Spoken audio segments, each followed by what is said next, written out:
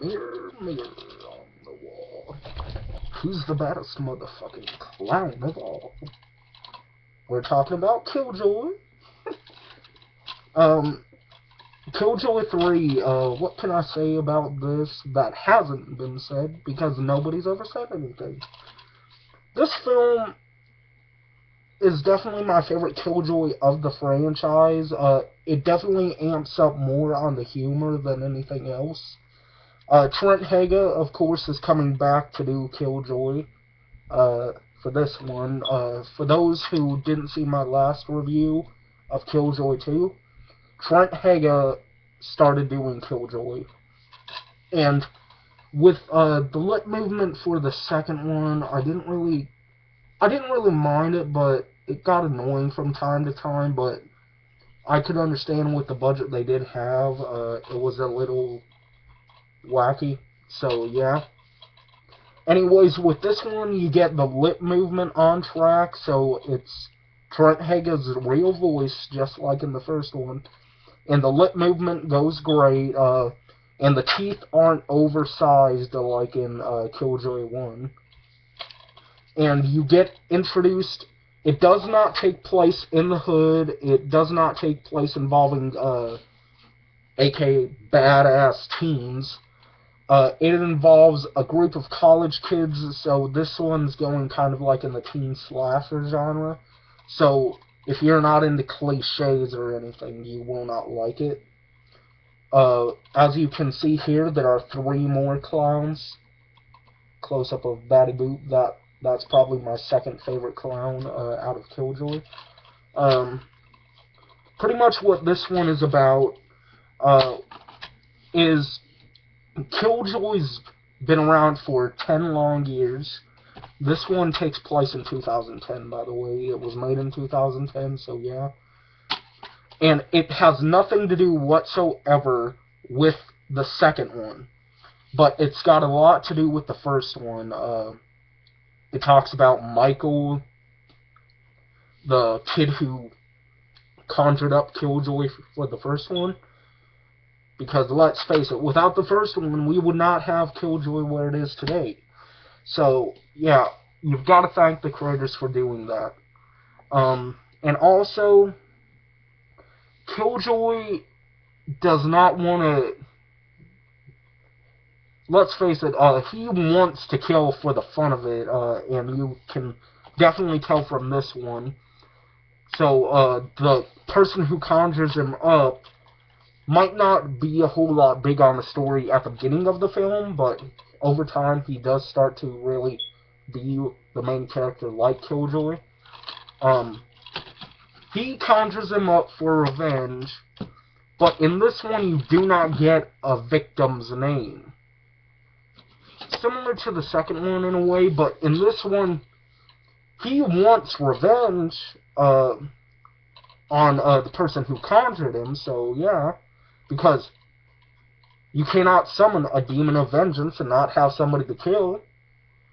So what happens is, through the magic of voodoo, Killjoy gets trapped. He's still very much alive and everything, but he's trapped in his own world.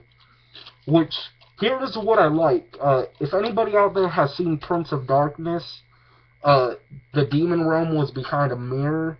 Like, if you were to touch the mirror, you'd be able to get to the demon world and everything.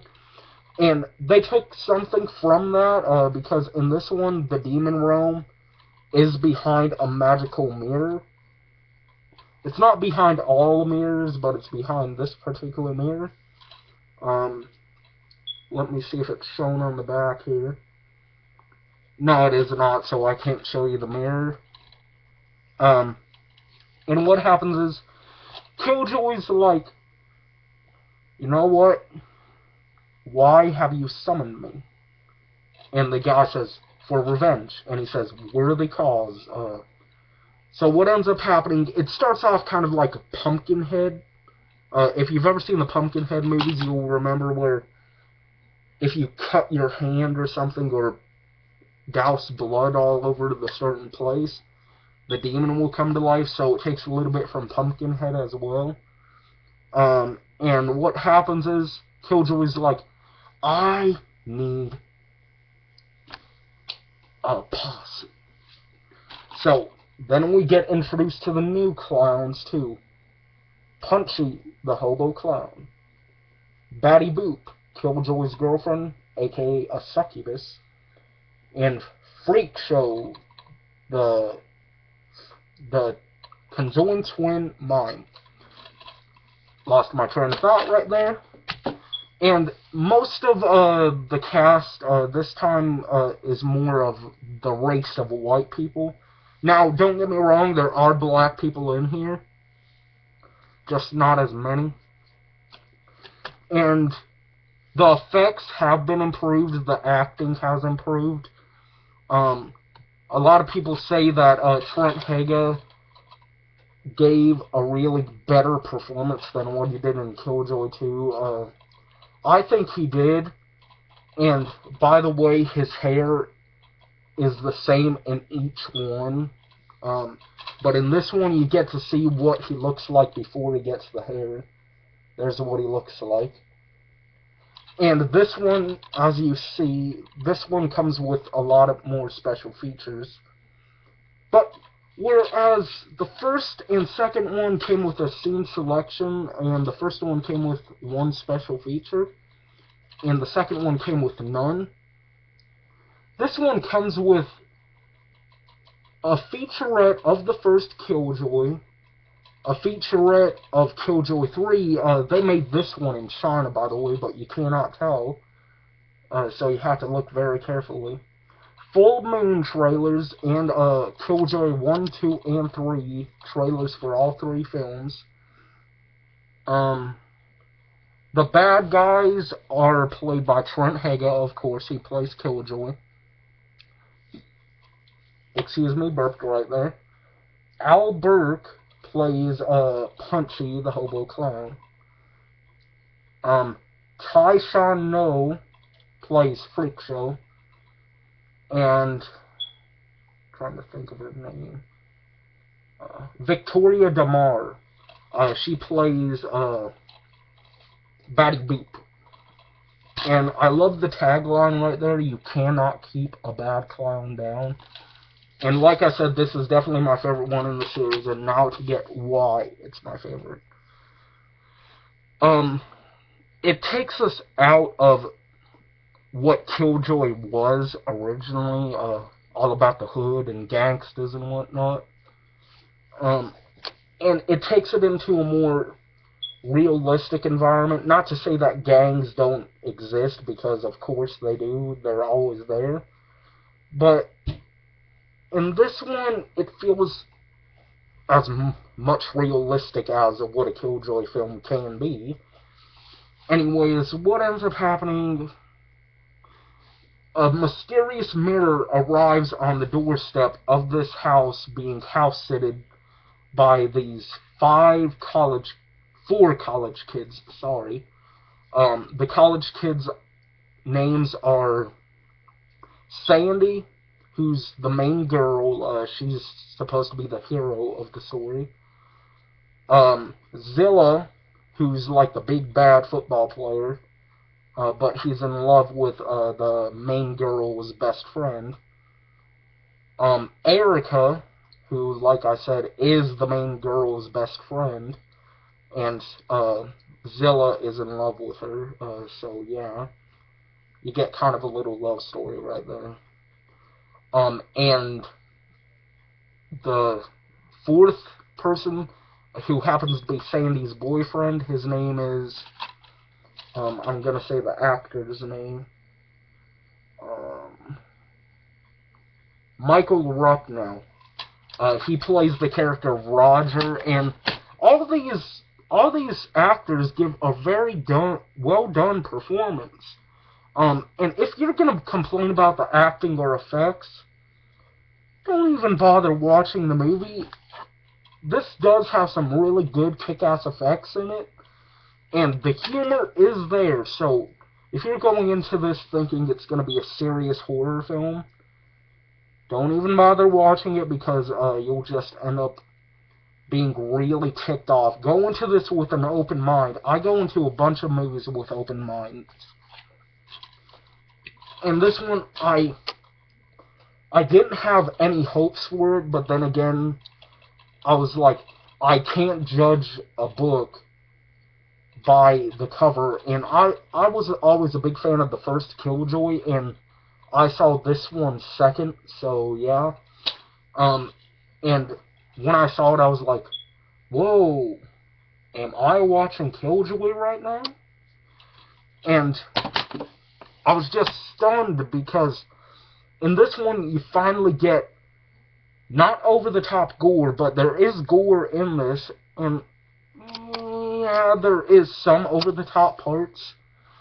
And so now to get even further into the plot line, the mirror gets delivered to the professor's house, and it takes us a while to figure out who the professor is, but it doesn't take too long.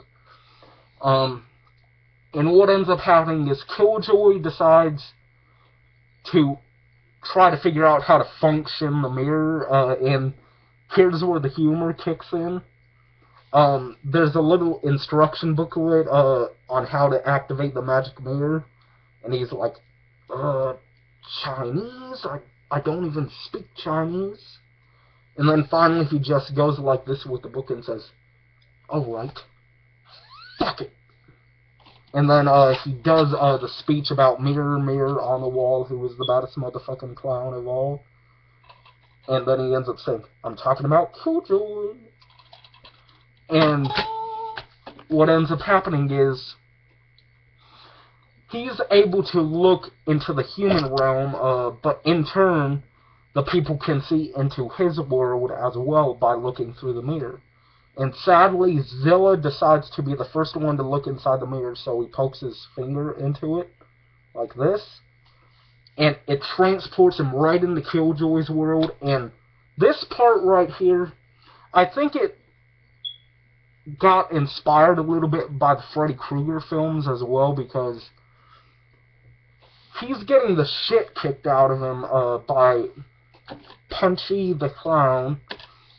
And he gets pushed out of the mirror, but he's like going like this, and nothing's there, but yet he's unconscious.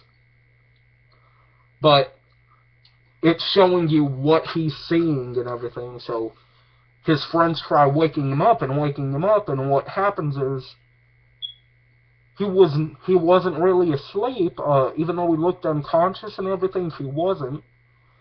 And they think he's just dreaming, and he tells them, do not look in the mirror. And we wouldn't get a good horror movie if at least another person didn't look through the mirror. And then, in this one, Killjoy takes one of the kids hostage, and we get kind of a search and rescue type of thing going on too. And as well as the overall speech, by what I mean by speech, all the people are acting normal, like you really believe the actors are these characters. And I'll show you a scene of gore right there, that Zilla being eaten up by Freak Show's baby. Like I said, he's a conjoined twin mine. There is Killjoy right there. There's a little bit of cannibalism in this too. Killjoy is taking this chick hostage so they can eat her. And I'm not going to spoil anything, but the death scenes in this are tremendous. I have only seen a handful of movies where they could pull off the gore with the humor, but still keep it in a way that everybody who is into dark humor can relate to it. So, go into this with an open mind. And what I'm going to rate Killjoy 3 as, I'm going to give it a good, scratch that, great. I give it a 10 out of 10, because even though it is the third one, it does give some originality to it for a full moon film. but at the same time unoriginal with the way they went with it, because they have a demon world and a human world thing going on. Nightmare on Elm Street reference. Even a Puppet Master reference to the new Puppet Master film, Axis of Evil. That's the newest one they got. Anyways, if you want to check the film out, I'll leave a link to where you can check it out, to where I first saw it, or you can watch it on YouTube, which I highly do not suggest you do, because it's cut into parts, which I don't mind it being cut into parts, but it's like every time you go to another part, it feels like a different uploader did it. So I'll just leave a link to the full movie. And don't worry, it's free. You don't have to sign up for anything unless you want to join the site to watch any movie you want. But I'm going to leave a link to just the movie portion of it. And I'll leave a link to my channel down here in case you happen to have liked my Killjoy reviews. Anyways, that's my review of the tremendous sequel that is Killjoy 3. Let you see the clowns one more time, and here's the back. Pretty long synopsis. And right there is another tagline. Killjoy is back with a new bag of diabolical tricks. So anyways, this is Psychopath1c signing out. Hopefully you all are off to a great day or a great night. I'm out. Hopefully you all enjoyed this review. 10 out of 10. And an applause from me. Great work, Full Moon. Keep it up. And I'll be looking forward to doing a Killjoy Goes to Hell review. See ya.